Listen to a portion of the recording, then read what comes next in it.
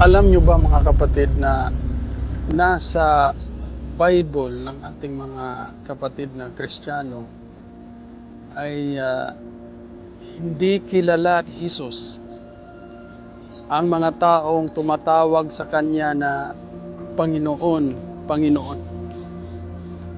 Hindi niya kilala. Bagkus ayon sa Kanya, ito pa ay gumagawa ng kasamaan. At pinapalayo niya. Ayaw niya. So, basahin po natin sa Mateo 7:22. So, sa araw na yaon, sabi ni Jesus, marami ang tatawag sa akin na Panginoon, Panginoon. At sila'y magsasabi, di ba sa iyong pangalan kami ay nanghula?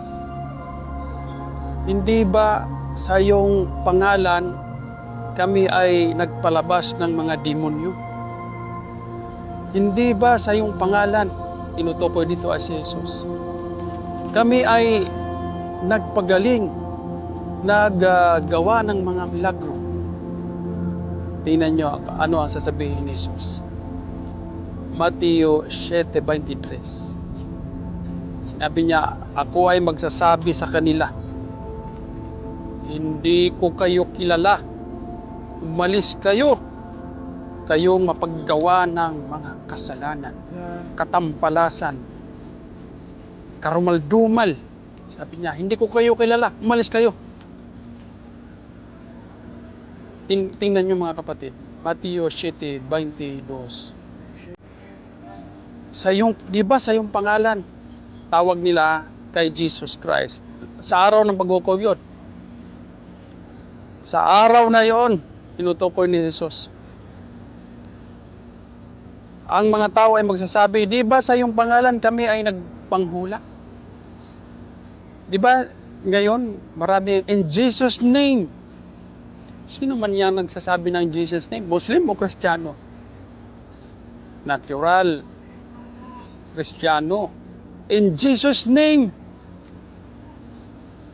Sa ngalan ni Jesus. Tapos manghuhula. In Jesus' name. Tapos magpalabas ng demonyo.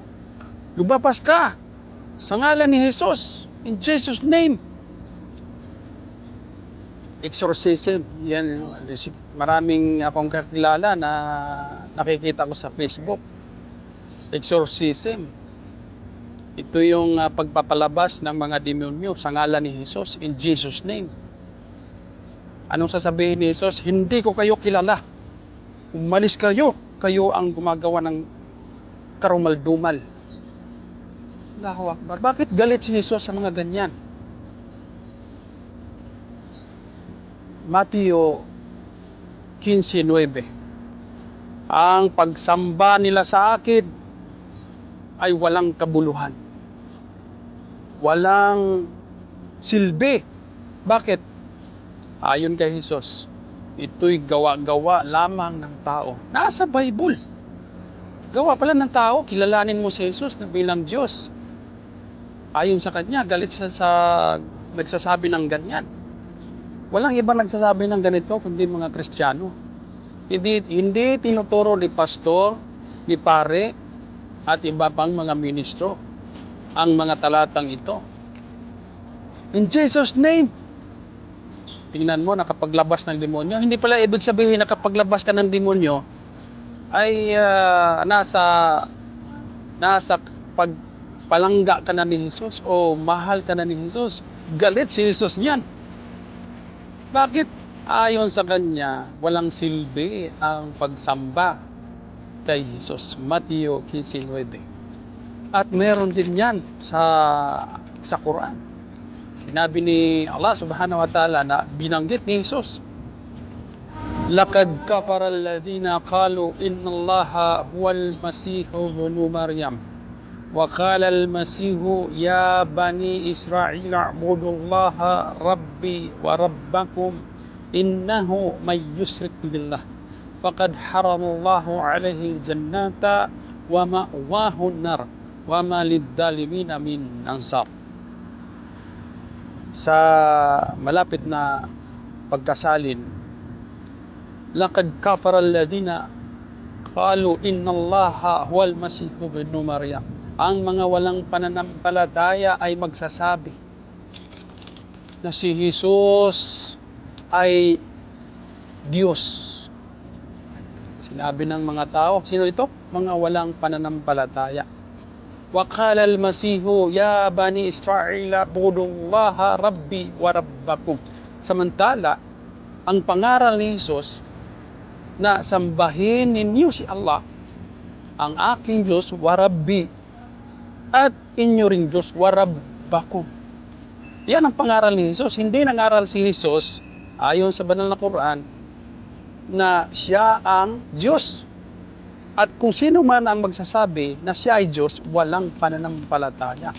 At sinabi niya, wa may yusrik billah, sino man ang magsumamba, kumilala ng ibang Diyos, halimbawa si Jesus, gawin mong Diyos, na hindi naman niya sinabi na siya ay Diyos, wa may yusrik billah, faqad haramallahu alayhi al-jannata wa ma'uwahun nar.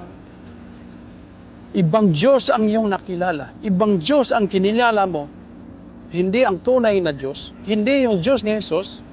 Dahil sinabi ni Jesus na si Allah ang aking Diyos, sabi ni Jesus. Kung si Jesus ang sinabi mo na siya ang Diyos, bawal sa iyo ang paraiso. Faqad haramallahu alayhi al-jannata wa ma'wahu nar. Dahil bawal sa iyo ang paraiso, doon ka sa impyerno. Wa ma'wahu nar wa ma liddalimina min ansar. At doon sa impyerno, pag nakapasok na doon, wa ma liddalimina min ansar, at wala nang makakatulong sa iyo. Allahu Akbar. So yun po, kaya galit si Jesus. Nasa Mateo 7:22 to 23 na itong mga tao ito na tumatawag kay Jesus, Panginoon, Panginoon, in Jesus' name, hindi ba kami nakapagpanghula, nakapagpalabas ng mga demonyo, mga satanas, at nagpagaling sa iyong pangalan? Sinabi ni Jesus, hindi ko kayo kilala. Umalis kayo, mga gumagawa ng mga katampalasan. Allahu Akbar. Dahil hindi Diyos si Jesus. At kung sinamba mo siya, Mateo 15:9, walang silbi ang pagsamba ninyo sa akin. Dahil ituro ng tao. Turo pala ng tao. Ang kumilala ka ng kilalanin mo si Jesus na Diyos, turo yan ng tao. Samantala, ang turo ni Jesus ay si Allah ang sambahin, hindi siya ang sambahin. So, naway ang ating mga kapatid na mga hindi pa Muslim ay magbigay ito ng aral. Dahil ang inyong pong mga leader o mga pare ay hindi nagtuturo nito. Bagkus kabaliktaran ang turo ng mga namumuno na si Jesus ay sambahin. Samantalang si Jesus ay hindi po nagturo na siya ang sambahin. So, dalangin ko kay Allah subhanahu wa ta'ala na gabayan po ang ating mga kapatid, mga Kristiyano, na dahil sila ay nagbuwis ng kanilang buhay, nagbigay ng kanilang oras, subalit ang kinikilalang Diyos ay si Jesus. At ito hindi turo ni Jesus. So, naway sila'y gabayan ni Allah. Hanggang dito na lang po. At ito po ang inyong kapatid na nagmamalasakit sa inyo, si Abdul Malik Abidin. Ako'y mag-iwan ng kapayapaan. Assalamualaikum warahmatullahi wabarakatuh.